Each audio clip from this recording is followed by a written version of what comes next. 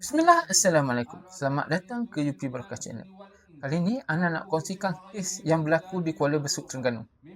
Pesakit mengadu, sering cepat marah, emosi tak stabil dan ada masa terasa hilang kawalan terhadap diri sendiri. Apabila sesi scan dilakukan ke atas sekeluarga, hasilnya agak mengejutkan. Suami didapati mempunyai peminat yang tidak disangka yang menyimpang perasaan secara batin. Si isteri pula terkena al-ain tanpa disedari. Kedua-duanya berada dalam keadaan tekanan dan stres yang berpanjangan. Dalam Islam, gangguan tidak semestinya datang dari sihir semata-mata.